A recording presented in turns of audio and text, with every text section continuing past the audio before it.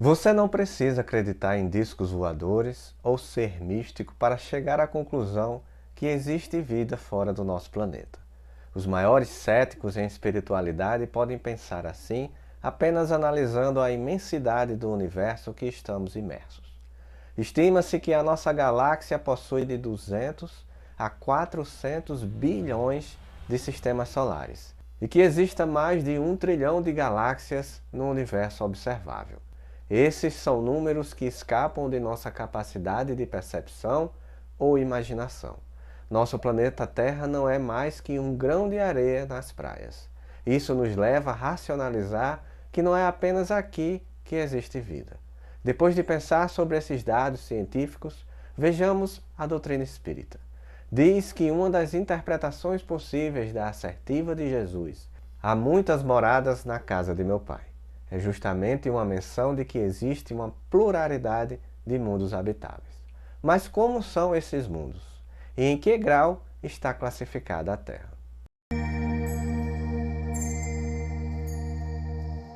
Agradeço sua companhia e peço que se inscreva e deixe o gostei ao final do vídeo, se gostar do vídeo, pois é assim que você pode ajudar o canal. Assim como os espíritos possuem suas características e se apresentam com grande variedade de graus evolutivos, também os planetas são diferentes. Os espíritos que vivem em determinados planetas não são escolhidos aleatoriamente, mas são postos em local apropriado à sua evolução. Os planetas também evoluem. Na verdade, o planeta é classificado de acordo com os espíritos que nele habitam. São as energias e os graus de evolução dos espíritos que possibilitam a classificação de planetas em graus de evolução diferentes.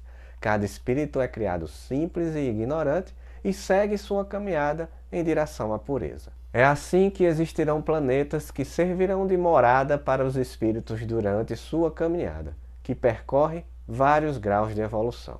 A doutrina espírita explica que, embora não possa ser feita dos diversos mundos uma classificação absoluta, pode-se, todavia, em razão de seu estado e de sua destinação, e baseando-se nas diferenças mais acentuadas, dividi-los de um modo geral.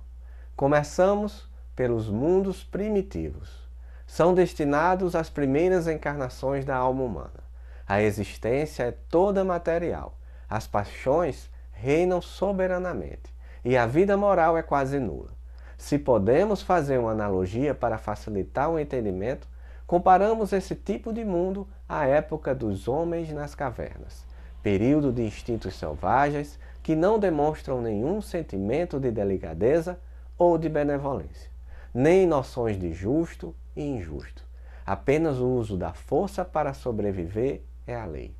Mas Deus não abandona nenhum de seus filhos. No fundo das trevas da inteligência, encontra-se latente a vaga intuição de um ser supremo, mais ou menos desenvolvida. Esse instinto basta para torná-los superiores uns aos outros e preparar sua eclosão para uma vida mais completa, porque não são seres degradados, mas crianças que crescem. A segunda classificação é dos mundos de expiações e provas. Este será mais fácil visualizar, porque é aqui que se encontra nosso planeta Terra. Aqui ainda domina o mal. A superioridade da inteligência para um grande número de seus habitantes indica que ela não é mais um mundo primitivo, destinado à encarnação de espíritos ainda mal saídos das mãos do Criador. As suas qualidades inatas são a prova de que já viveram e que realizaram certo progresso. Mas os vícios também numerosos aos quais se inclinam são um indício de uma grande imperfeição moral. É por isso que Deus os colocou no mundo ingrato, para expiarem suas faltas por meio de um trabalho penoso e das misérias da vida, até que se façam merecedores de passar para um mundo mais feliz. As tradições espirituais apontam para a informação de que a Terra está na fronteira que a separa do próximo nível na escala de evolução dos mundos. Nosso planeta se aproxima de uma melhora, mas não esperem transformações abruptas. Tudo acontecerá de forma imperceptível para nós. Mas acontecerá. Será a época da colheita enunciada por Jesus, a separação do joio e do trigo, o fim dos tempos. Mas quando finda um tempo, outra fase começa. Aqueles espíritos que não acompanharem este processo evolutivo do planeta terão que ser realocados. Bem-aventurados os mansos, pois eles herdarão a terra. Vigiai, porque do dia e da hora apenas Deus sabe. Por isso, esteja preparado desde já. A próxima classificação é a dos mundos de regeneração. São considerados mundos de transição, onde as almas que ainda têm o que expiar aurem novas forças, repousando das fadigas da luta.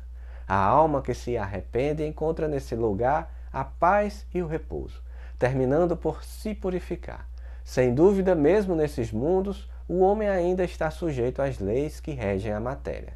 A humanidade prova as suas sensações e os seus desejos, mas está liberta das paixões desordenadas que a escraviza. Lá não há mais o orgulho que cala o coração, a inveja que o tortura, o ódio que o asfixia. A palavra amor está escrita em todas as frontes. Uma perfeita equidade regula as relações sociais. Todos manifestam a Deus e buscam chegar a Ele, seguindo as suas leis. Entretanto, ainda não existe nesses mundos a perfeita felicidade, mas a aurora da felicidade. O homem é ainda carnal e por isso mesmo sujeito às vicissitudes das quais somente estão isentos os seres completamente desmaterializados. Ainda há provas a suportar, mas não se revestem das dolorosas angústias da expiação. Comparados à terra, eles são mais felizes, e muitos dentre nós gostaríamos de habitá-los, pois representam a calma após a tempestade, a convalescença após uma doença grave. O homem, menos absorvido pelas coisas materiais, entrevê melhor o futuro do que nós.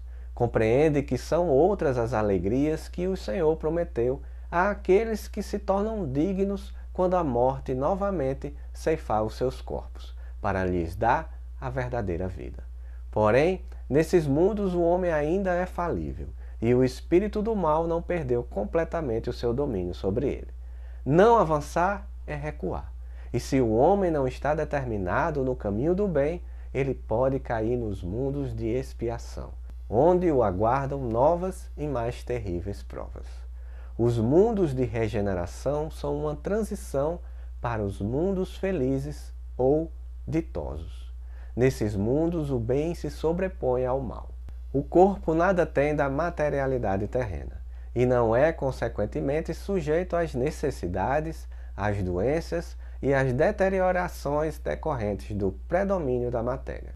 Os sentidos, mais sutis, têm percepções que a rudeza dos nossos órgãos sufoca. A leveza específica dos corpos torna a locomoção mais rápida e fácil.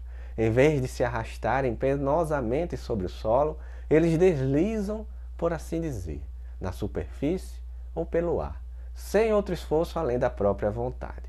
A pouca resistência que a matéria oferece a estes espíritos, já bem avançados, facilita o desenvolvimento dos corpos e abrevia ou quase anula o período da infância. A vida, isenta de preocupações e de angústias, é proporcionalmente muito mais longa do que a da Terra.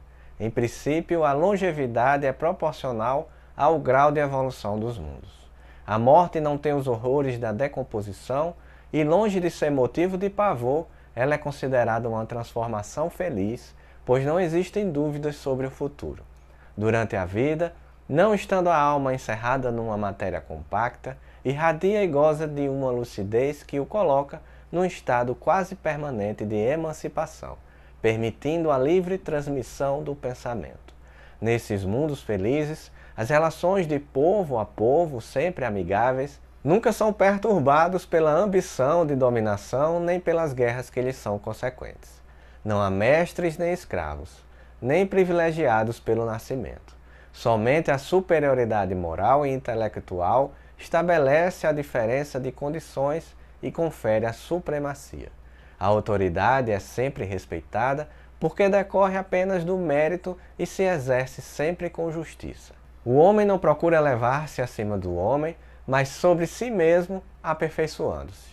Seu objetivo é chegar ao nível dos espíritos puros, e esse desejo incessante não é um tormento, mas uma nobre ambição, que o faz estudar com determinação para se igualar a eles.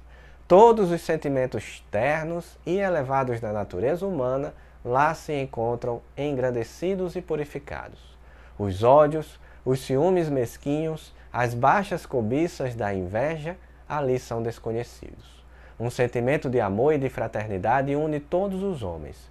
Os mais fortes ajudam os mais fracos. Suas posses são correspondentes às possibilidades de inteligência de cada um, mas ninguém sofre pela falta do necessário, pois ninguém ali está por expiação. Em uma palavra, o mal não existe. Ainda existe o último nível na classificação, os mundos celestes ou divinos. Depois das maravilhas descritas nos mundos ditosos, o que esperar dos mundos celestes? Esta é uma resposta que ainda não podemos sequer desenvolver hipóteses. O mundo celeste foge totalmente de nossa capacidade de compreensão. Mas um dia, mesmo que demore, chegaremos lá, porque essa é a lei de Deus. Ficou ansioso por dias e mundos melhores? O que cabe a cada um de nós é aperfeiçoarmos a nós mesmos, para seguir a caminhada em direção à luz. Agora quero ouvir a sua opinião. Será que o planeta Terra está próximo de uma melhora? Obrigado pela sua companhia, peço que se inscreva e deixe o gostei para ajudar o canal e divulgar boas palavras. Até o próximo vídeo, se Deus quiser.